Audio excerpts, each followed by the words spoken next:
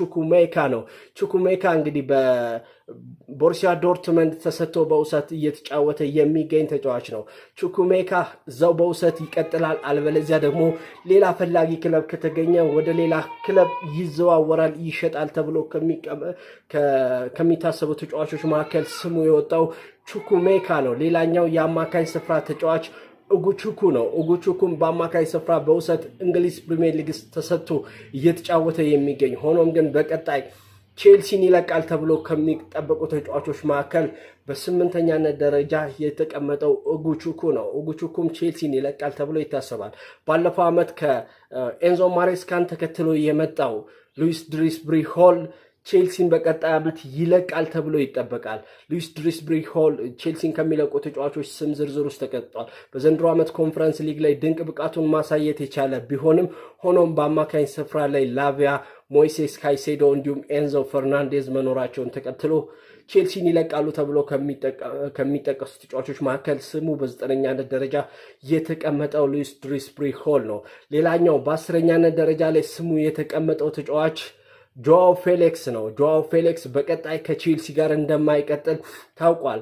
በኤሲ ሚላን ቤት በውሰት ተሰጥቶ የሚገኝ ተጫዋች ነው። ሆኖም ግን ቼልሲ መመለስ እድል የለውም። ቼልሲን በቀጣይ ዓመት ከቼልሲ ጋር ይቀጥላል ተብሎ አይታሰብም። እሱም ቼልሲን ከሚለቁ ተጫዋቾች መካከል አንዱና ዋነኛው ነው። ሌላኛው ረሂም ስተርሊንግ ነው። ረሂም ስተርሊንግ በአርሰናል በውሰት ተሰጥቶ የቆየ ቢሆንም አርሰናሎች በቋሚነት ሊያስፈርሙት አልፈለጉም።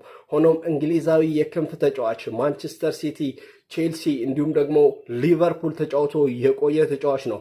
ሆኖም ወደ አረብ ሊጎች ወይም ደግሞ እዛው እንግሊዝ ፕሪሚየር ሊግ ውስጥ በውሰት ለሌላ ክለብ ይሰጣል ተብሎ ከሚጠቀሱ ተጫዋቾች መካከል 11ኛ ላይ ስሙ የተቀመጠው ረሂም ስተርሊንግ ነው።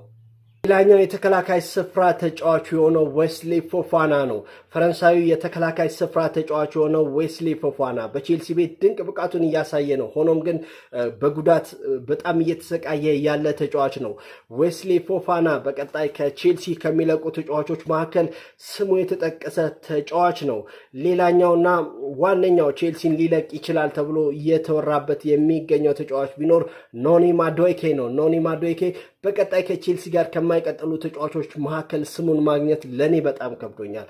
መሐመድ ቅዱስን ዛሬ ላይ የወጡ መረጃዎች መሐመድ ቅዱስን ቼልሲ ሊያስፈርመው እንደሆነ ከዌስትሃም መረጃዎች ወጥቷል። ያንን ተከትሎም ኖኒ ማዱዌኬን ቼልሲ ሊተካው ይፈልጋል። በዛም ምክንያት ቼልሲን እንደሚለቅ መረጃዎች ወጥተዋል።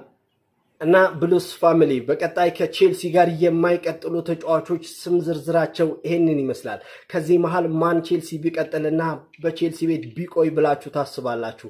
ሌላ እድል ተሰጥቶት በቼልሲ ቤት ብንታገሰው ብላችሁ የምታስቡት ተጫዋች ካለ ኮመንት ላይ ስሙን ጻፉልኝ። በቀጣይ አዳዲስ ፈራሚዎች ቼልሲን ይቀላቀላሉ ተብሎ ይጠበቃል። ብሉ ኢዝ ዘ ከለር ለንደን ኦልዌይስ ለንደን ኢዝ ብሉ ይል። ፎሎ ካላደረጋችሁ የፕላስ ምልክቷን እየተጫናችሁ ቤተሰብ መሆናችሁን አዘንጉ። በየጊዜው የምለቃቸው ስፖርታዊ መረጃዎች እንዲደርሷችሁ ይሆናልና ይመቻችሁ።